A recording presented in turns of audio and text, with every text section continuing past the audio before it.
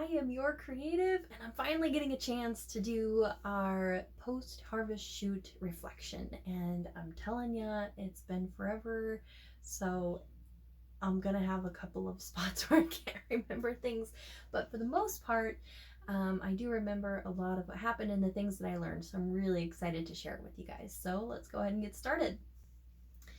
So one of the first things that I like to say after a shoot is what I learned. Some of the things that maybe I could have done better, things like that.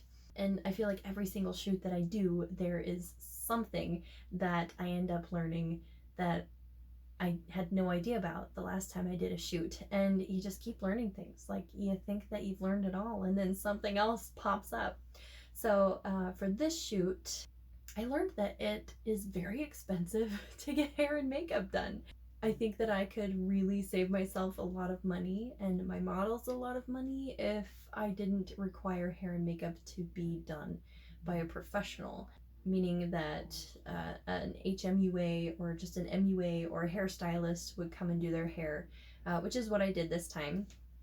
And it turned out amazing. Like, I definitely wouldn't change it for this shoot because I had a specific concept in mind, and I think that a professional makeup artist or hairstylist achieved it a lot better than your average model could do. I mean, I myself know that I can't do some of these makeup looks that I'm asking people to do, so I think it's important to make sure that if you do have a specific look, to make sure that you have a makeup artist.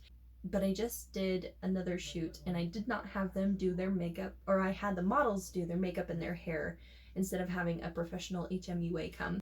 And I saved a lot of money on this shoot. I also didn't have to charge as much for people to participate in the shoot. So huge thing that I learned from the harvest shoot. If you don't have to pay for a hairstylist or a makeup artist or both, then don't. Have the models decide whether or not they want to do it themselves, or if they want to go get their hair and makeup done by a professional, then they can. But I don't have to worry about facilitating it or paying for it, and it turns out a lot better. The next thing that I learned is you can never have too many photographers because they will, sometimes they just don't make it. A lot of photographers for the harvest shoot, I mean, it was hard enough to begin with to actually get photographers. I mean, it was like the most stressful part of the shoot was trying to get photographers, mostly because it was very on the spot, not a lot of notice, so not a lot of photographers were available who might have been willing to. But the photographers that did say that they were interested, a lot of them just ended up not being able to show up. And that kind of stuff happens, life happens, you know, that's okay. But I mean, the shoot was 2 days, and the first day we had one photographer show up, and bless him for doing so, because if he had not, we would not have had pictures of the first day of the shoot, which was the day I was modeling, so I really wanted to have some pictures.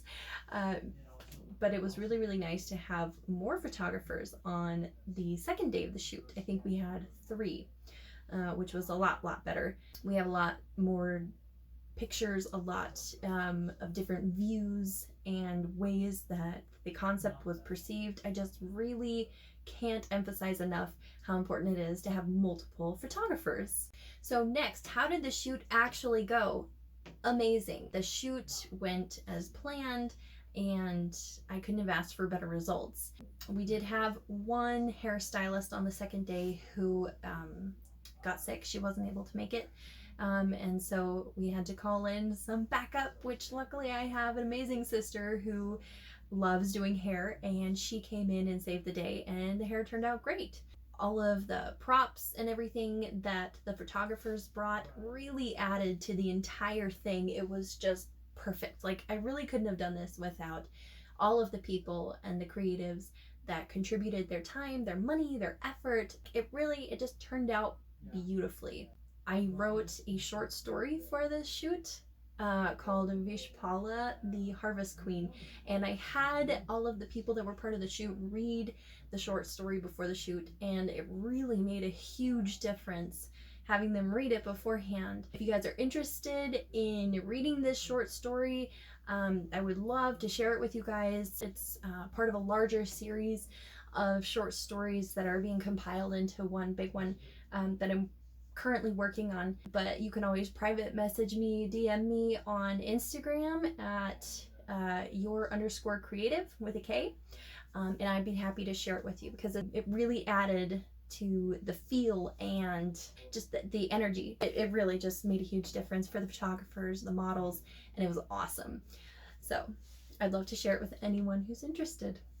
One thing that I forgot to mention that I really want to improve on as far as these shoots go is getting good footage for you guys. I know that you probably just don't really enjoy watching me and listening to me talk in my videos, and I would love to have more behind the scenes footage for you, but I keep forgetting because I get there and it's all so exciting and I just space it.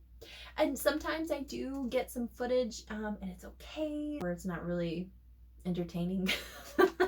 Which is what I want to do. I want to entertain you guys. I want to show you all the cool things that we're doing, but I want it to be fun. And when I asked on my Instagram for my creative account, a lot of people said, yeah, like I want more. I want both. I want photos. I want videos. So I am going to try so hard to get you more.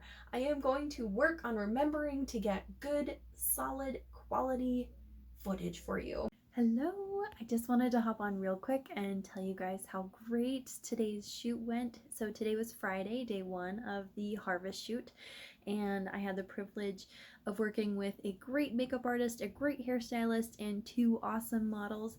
We had a fantastic photographer show up. Just one of our 3 photographers showed up. Just, you know, things happened and the others weren't able to make it, but we still had a great time. We got some great photos and I'm so excited to do it all again tomorrow. I'm so grateful for all of the creatives that I've been able to work with on this project, and I just can't wait to see all the results put together. So far I'm loving what I'm seeing, so hopefully I have more fun and more exciting things to tell you tomorrow.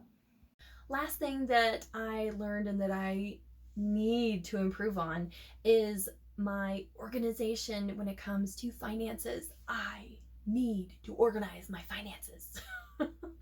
I am absolutely terrible at being organized when it comes to that. I mean, I know who pays me. I have a list. I have like a little thing that says, you know, so and so, this much money paid, but that's it. So I don't really have anything that's like a running total of like how much are props, how much am I spending on hair and makeup, how much am I spending on dresses. I need to do that. My husband is very financially savvy.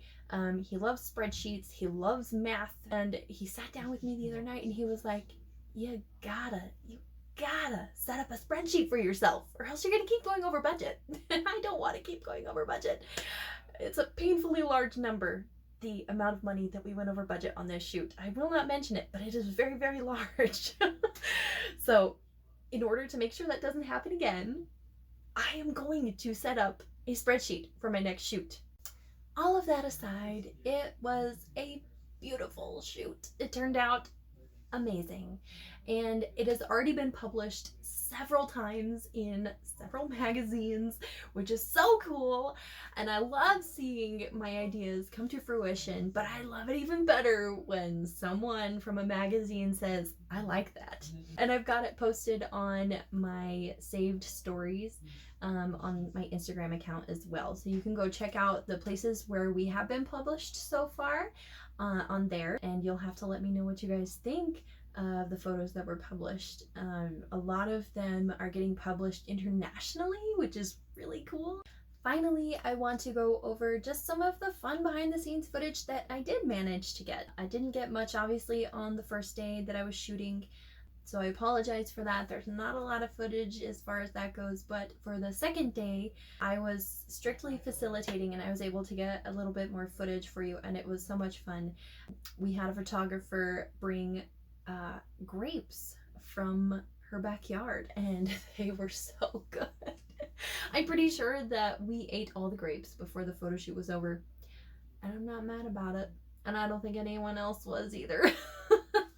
But we got some really good photos of all of the models eating grapes, and it was awesome, and I've got a couple of fun videos that I want to show you about that. Go ahead and eat.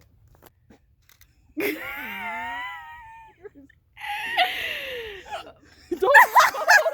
I do not want to use. There you go. I just want to show you. Okay, so here's also some fun behind the scenes footage of makeup being done on the second day. We had an incredible makeup artist there, and she came prepared. She had an entire case of gold leaf in several different shades. I think she had rose gold, like a true gold, and then, well, maybe it was silver. I think that's what it was. But she had it all, and we laid that gold on thick, and it looked so good. And we kind of started a little theme, like everywhere on each model there would be some kind of gold. We had some here, we had some on the lashes, we had some on the face. Like, it was awesome. And it really turned out pretty. We should just leave it like this. Yeah, it's perfect. That's exactly what you wanted, right? Like, sorry, just blew in your face. Just dangling in the wind.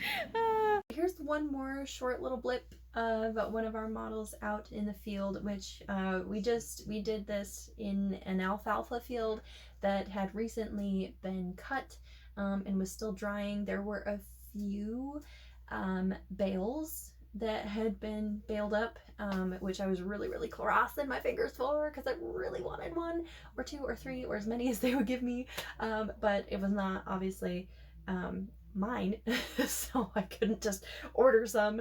So anyways, it was really lucky for us to have some hay bales that we could have in our pictures, and also just that really nice vanishing point effect of the rows of cut alfalfa. And so this is just a fun video of one of our models modeling in it, and it's just the vanishing point effect in the video is really pretty. And let me see your right arm somehow. Yeah, there we go. Oh, there we go. Look at that. There she goes. Yeah, like that. You can twist a little bit more toward me if that's feeling. Over there, maybe. Yeah. Yeah, like that. Good. Oh, sorry. Brant?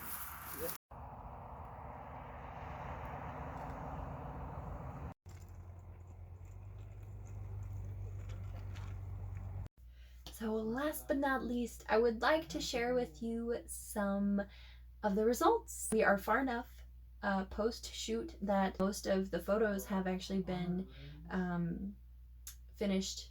All the edits are done. So I would like to share some of those edits with you. I will make sure to tag the photographers and the models in the description. It'll just be their Instagram tags. So if you like what you see, which I know you're going to, go ahead and check them out, give them a like. I would love to hear your feedback on the photos, and feel free to leave comments in the comment section below, or you can hit me up on my Instagram, which is @your_creative, spelled with a K, and I'll see you guys in the next one. Bye.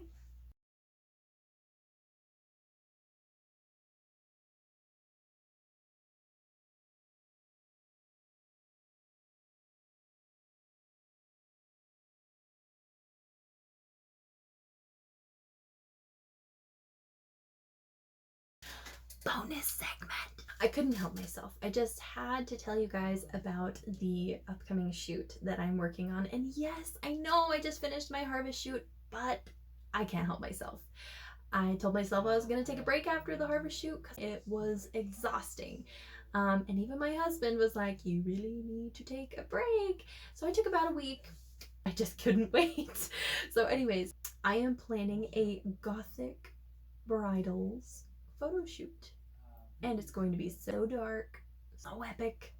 I think you guys are really gonna like it. So get excited, because a video on that is coming very soon.